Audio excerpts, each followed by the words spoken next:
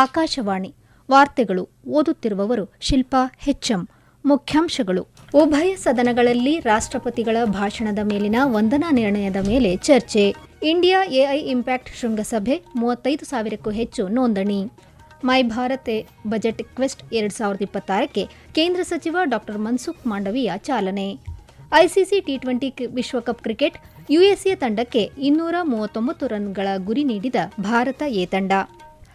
ವಾರ್ತೆಗಳ ವಿವರ. ಸಂಸತ್ತಿನ ಉಭಯ ಸದನಗಳನ್ನು ಉದ್ದೇಶಿಸಿ ರಾಷ್ಟ್ರಪತಿ ದ್ರೌಪದಿ ಮುರ್ಮು ಅವರ ಭಾಷಣದ ಮೇಲಿನ ವಂದನಾ ನಿರ್ಣಯದ ಮೇಲೆ ಇಂದು ಲೋಕಸಭೆಯಲ್ಲಿ ಚರ್ಚೆ ನಡೆಯಿತು. ಚರ್ಚೆಗೆ ಒಟ್ಟು 18 ಗಂಟೆಗಳ ಸಮಯವನ್ನು ನಿಗದಿಪಡಿಸಲಾಗಿದೆ. ಈ ಕುರಿತು ಲೋಕಸಭೆಯಲ್ಲಿಂದು ಪ್ರಸ್ತಾವನೆ ಮಂಡಿಸಿದ ಕೇಂದ್ರ ಸಚಿವ ಸರ್ಬಾನಂದ ಸೋನೋವಾಲ್, ರಾಷ್ಟ್ರಪತಿ ದ್ರೌಪದಿ ಮುರ್ಮು ಅವರ ಭಾಷಣವು ಗಮನಾರ್ಹವಾಗಿದ್ದು, ದೇಶದ ಭವಿಷ್ಯಕ್ಕೆ ಸ್ಫೂರ್ತಿದಾಯಕ ದೃಷ್ಟಿಕೋನ ಒದಗಿಸಿದೆ ಎಂದು ಹೇಳಿದರು. ಇದು ಸಾಮಾಜಿಕ ನ್ಯಾಯ, ಎಲ್ಲರನ್ನೂ ಒಳಗೊಂಡ ಬೆಳವಣಿಗೆ ಮತ್ತು ವಿಕಸಿತ ಭಾರತವನ್ನು ನಿರ್ಮಿಸುವ ಕೇಂದ್ರ ಸರ್ಕಾರದ ಬದ್ಧತೆಯ ದೃಷ್ಟಿಕೋನವನ್ನು ಪ್ರತಿಬಿಂಬಿಸುತ್ತದೆ. ಸಬ್ಕಾ ಸಾಥ್, ಸಬ್ಕಾ ವಿಕಾಸ್, ಸಬ್ಕಾ ವಿಶ್ವಾಸ್ ಮತ್ತು ಸಬ್ಕಾ ಪ್ರಯಾಸ್ ಎಂಬ ಮಂತ್ರವು ಕೇವಲ ಘೋಷಣೆಯಲ್ಲ, ಬದಲಾಗಿ ಸರ್ಕಾರಕ್ಕೆ ಮಾರ್ಗದರ್ಶಿ ತತ್ವವಾಗಿದೆ ಎಂದು ತಿಳಿಸಿದರು. ಸರ್ಬಾನಂದ ಸೋನೋವಾಲ್ ಅವರು ಮಂಡಿಸಿದ ಪ್ರಸ್ತಾವವನ್ನು ಸಂಸದ ತೇಜಸ್ವಿ ಸೂರ್ಯ ಅನುಮೋದಿಸಿದರು. ಈ ವೇಳೆ ಮಾತನಾಡಿದ ಅವರು, ಕಳೆದ 12 ವರ್ಷಗಳಲ್ಲಿ ಪ್ರಧಾನಿ ನರೇಂದ್ರ ಮೋದಿ ನೇತೃತ್ವದ ಸರ್ಕಾರವು ಜನರ ಆಕಾಂಕ್ಷೆಗಳನ್ನು ಈಡೇರಿಸಿದೆ. ದೇಶದ ಯುವಕರನ್ನು ಭವಿಷ್ಯದ ಚಾಲಕರನ್ನಾಗಿ ಸಜ್ಜುಗೊಳಿಸಲಾಗುತ್ತಿದೆ ಎಂದು ಹೇಳಿದರು. ಸಂಸತ್ತಿನ ಉಭಯ ಸದನಗಳ ಜಂಟಿ ಸದನವನ್ನು ಉದ್ದೇಶಿಸಿ ರಾಷ್ಟ್ರಪತಿ ದ್ರೌಪದಿ ಮುರ್ಮು ಅವರ ಭಾಷಣದ ಮೇಲಿನ ವಂದನಾ ನಿರ್ಣಯದ ಮೇಲಿನ ಚರ್ಚೆಯನ್ನು ರಾಜ್ಯಸಭೆ ಕೈಗೆತ್ತಿಕೊಂಡಿದೆ. ಚರ್ಚೆಗೆ ಒಟ್ಟು 16 ಗಂಟೆಗಳ ಸಮಯವನ್ನು ನಿಗದಿಪಡಿಸಲಾಗಿದೆ. ಈ ಕುರಿತು ನಾಮನಿರ್ದೇಶಿತ ಸದಸ್ಯ ಸಿ. ಸದಾನಂದನ್ ಮಾಸ್ಟರ್ ಅವರು ಪ್ರಸ್ತಾವನೆ ಮಂಡಿಸಿದರು.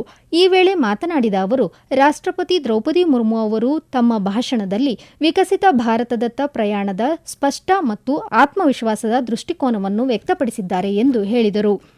ಮೊದಲ ದಿನದಿಂದಲೂ ಎನ್ಡಿಎ ಸರ್ಕಾರವು ಸಾಮಾಜಿಕ ನ್ಯಾಯ ಮತ್ತು ಬಡತನ ನಿರ್ಮೂಲನೆಯ ಬಗ್ಗೆ ಬಹಳ ಸ್ಪಷ್ಟವಾಗಿದೆ.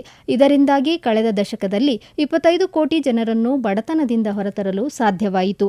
ಇಂದು ಸುಮಾರು 95 ಕೋಟಿ ಭಾರತೀಯರು ಸಾಮಾಜಿಕ ಭದ್ರತೆಯನ್ನು ಹೊಂದಿದ್ದಾರೆ ಎಂದು ಅವರು ತಿಳಿಸಿದರು. ಪ್ರಸ್ತಾವವನ್ನು ಅನುಮೋದಿಸಿದ ರಾಜ್ಯಸಭೆ ಸದಸ್ಯೆ ಡಾ. ಮೇಧಾ ವಿಶ್ರಮ್ ಕುಲಕರ್ಣಿ, ರಾಷ್ಟ್ರಪತಿಗಳ ಭಾಷಣವು ಭಾರತದ ನಿರಂತರ ಪ್ರಗತಿಯನ್ನು ಪ್ರತಿಬಿಂಬಿಸುತ್ತದೆ. ಭಾರತದ ಆರ್ಥಿಕತೆಯು ಬಲಿಷ್ಠವಾಗಿದೆ. ಬೆಳವಣಿಗೆ ದರವು ಶೇಕಡಾ 7.2ಕ್ಕೆ ಏರಿಕೆಯಾಗಿದೆ. ಜಿಎಸ್ಟಿ ಆದಾಯ ಹೆಚ್ಚಾಗಿದೆ. ಕಳೆದ ಕೆಲವು ವರ್ಷಗಳಿಂದ 3 ಕೋಟಿ ಹೊಸ ತೆರಿಗೆದಾರರು ಸೇರ್ಪಡೆಯಾಗಿದ್ದಾರೆ ಎಂದು ಹೇಳಿದರು. ಲೋಕಸಭೆಯಲ್ಲಿಂದು ರಾಷ್ಟ್ರಪತಿ ಭಾಷಣದ ಮೇಲಿನ ವಂದನಾ ನಿರ್ಣಯದ ವೇಳೆ ಪ್ರತಿಪಕ್ಷ ನಾಯಕ ರಾಹುಲ್ ಗಾಂಧಿ ನೀಡಿದ ಹೇಳಿಕೆಯನ್ನು ಕೇಂದ್ರ ಸಂಸದೀಯ ವ್ಯವಹಾರಗಳ ಸಚಿವ ಕಿರಣ್ ರಿಜಿಜು ಟೀಕಿಸಿದ್ದಾರೆ. ರಾಹುಲ್ ಗಾಂಧಿ ಅವರು ಸದನದ ನಿಯಮವನ್ನು ಉಲ್ಲಂಘಿಸಿದ್ದಾರೆ. ಅವರು ದೇಶದ ಕ್ಷಮೆಯಾಚಿಸಬೇಕು ಎಂದು ಒತ್ತಾಯಿಸಿದ್ದಾರೆ. ಭಾರತೀಯ ಸಶಸ್ತ್ರ ಪಡೆಗಳ ವಿರುದ್ಧ ರಾಹುಲ್ ಗಾಂಧಿ ನೀಡಿರುವ ಹೇಳಿಕೆಗಳು ಅನಗತ್ಯ. ನಿಯತಕಾಲಿಕೆಗಳು ಅಥವಾ ಪತ್ರಿಕೆಗಳ ಲೇಖನಗಳನ್ನು ಸಂಸತ್ತಿನಲ್ಲಿ ಉಲ್ಲೇಖಿಸುವಂತಿಲ್ಲ. ಕಾನೂನು ಪ್ರಕಾರವೇ ಸದನದಲ್ಲಿ ಚರ್ಚೆ ನಡೆಸಬೇಕು ಎಂದು ಲೋಕಸಭಾಧ್ಯಕ್ಷರು ಸೂಚಿಸಿದ್ದಾರೆ. ಆದರೆ ಇದರ ಹೊರತಾಗಿಯೂ ವಿರೋಧ ಪಕ್ಷದ ನಾಯಕರು ಈ ವಿಷಯವನ್ನು ಎತ್ತಿರುವುದು ದುರದೃಷ್ಟಕರ ಎಂದು ಹೇಳಿದ್ದಾರೆ. ಆರಂಭದಿಂದಲೂ ರಾಹುಲ್ ಗಾಂಧಿ ಅವರು ಸದನದ ನಿಯಮಗಳನ್ನು ಉಲ್ಲಂಘಿಸಿದ್ದಾರೆ. ಪುಸ್ತಕದ ಪ್ರಕಟಣೆ ಮತ್ತು ಸತ್ಯಾಸತ್ಯತೆಯ ಕುರಿತು ಸ್ಪಷ್ಟವಾಗಿ ಉಲ್ಲೇಖಿಸಿದ ಪುಸ್ತಕದಿಂದ ಅವರು ಹೇಳಿಕೆಯನ್ನು ಉಲ್ಲೇಖಿಸಿದ್ದಾರೆ ಎಂದು ಸಚಿವ ಕಿರಣ್ ರಿಜಿಜು ಆರೋಪಿಸಿದ್ದಾರೆ. ಆರ್ಥಿಕ ಸಮೀಕ್ಷೆಯ ದತ್ತಾಂಶವು ಕೃಷಿ ಮತ್ತು ಗ್ರಾಮೀಣ ಪ್ರದೇಶದಲ್ಲಿ ದೇಶದ ಅಭೂತಪೂರ್ವ ಪ್ರಗತಿಯನ್ನು ಸ್ಪಷ್ಟವಾಗಿ ಪ್ರತಿಬಿಂಬಿಸುತ್ತದೆ ಎಂದು ಕೇಂದ್ರ ಕೃಷಿ, ರೈತ ಕಲ್ಯಾಣ ಮತ್ತು ಗ್ರಾಮೀಣಾಭಿವೃದ್ಧಿ ಸಚಿವ ಶಿವರಾಜ್ ಸಿಂಗ್ ಚೌಹಾಣ್ ಹೇಳಿದ್ದಾರೆ. ನವದೆಹಲಿಯಲ್ಲಿಂದು ಪತ್ರಿಕಾಗೋಷ್ಠಿ ಉದ್ದೇಶಿಸಿ ಮಾತನಾಡಿದ ಅವರು, ಕಳೆದ 5 ವರ್ಷಗಳಲ್ಲಿ ಕೃಷಿ ಮತ್ತು ಸಂಬಂಧಿತ ವಲಯಗಳು ಸ್ಥಿರ ಬೆಲೆಯಲ್ಲಿ ಸರಾಸರಿ ಶೇಕಡಾ 4.4ರಷ್ಟು ವಾರ್ಷಿಕ ಬೆಳವಣಿಗೆ ದರವನ್ನು ದಾಖಲಿಸಿದೆ. ಇದು ಜಾಗತಿಕ ಸರಾಸರಿಗಿಂತ ಹೆಚ್ಚಾಗಿದೆ ಎಂದು ತಿಳಿಸಿದರು. 2024-25ರ ಹಣಕಾಸು ವರ್ಷದಲ್ಲಿ ದೇಶದ ಆಹಾರ ಧಾನ್ಯ ಉತ್ಪಾದನೆಯು ದಾಖಲೆಯ 357.73 ದಶಲಕ್ಷ ಟನ್ಗಳನ್ನು ತಲುಪಿದೆ. ಶ್ರೀ ಅನ್ನ ಸೇರಿದಂತೆ ಅಕ್ಕಿ, ಗೋಧಿ, ಮೆಕ್ಕೆಜೋಳ ಮತ್ತು ಇತರೆ ಧಾನ್ಯಗಳ ಸುಧಾರಿತ ಉತ್ಪಾದನೆಯಿಂದ ಇದು ಸಾಧ್ಯವಾಗಿದೆ ಎಂದು ಅವರು ಮಾಹಿತಿ ನೀಡಿದರು. ಆಹಾರ ಉತ್ಪಾದನೆಯಲ್ಲಿ ಭಾರತ ಇಂದು ಸ್ವಾವಲಂಬಿಯಾಗಿದೆ. ಅಲ್ಲದೆ ಹಲವಾರು ಬೆಳೆಗಳಲ್ಲಿ ಜಾಗತಿಕವಾಗಿ ಪ್ರಮುಖ ಪಾತ್ರ ವಹಿಸುತ್ತಿದೆ. ಕಳೆದ 11 ವರ್ಷಗಳಲ್ಲಿ ದೇಶದ ತೋಟಗಾರಿಕಾ ಉತ್ಪಾದನೆಯು 280.70 ದಶಲಕ್ಷ ಟನ್ಗಳಿಂದ 367.72 ದಶಲಕ್ಷ ಟನ್ಗಳಿಗೆ ಏರಿಕೆಯಾಗಿದೆ ಎಂದು ಸಚಿವ ಶಿವರಾಜ್ ಸಿಂಗ್ ಚೌಹಾಣ್ ತಿಳಿಸಿದರು. ಈ ವಾರ್ತೆಗಳನ್ನು ಆಕಾಶವಾಣಿಯಿಂದ ಕೇಳುತ್ತಿದ್ದೀರಿ.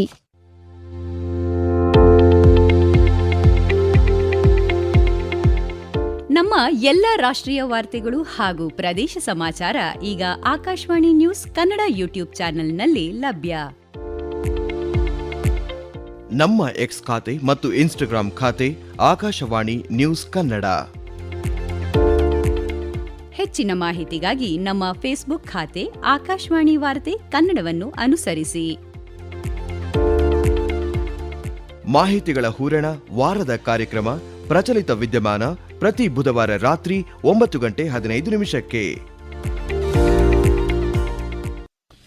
ಬುಲೆಟ್ ರೈಲು ವಾರಾಣಸಿಯನ್ನು ಪಶ್ಚಿಮ ಬಂಗಾಳದ ಸಿಲಿಗುರಿಗೆ ಸಂಪರ್ಕಿಸುತ್ತದೆ.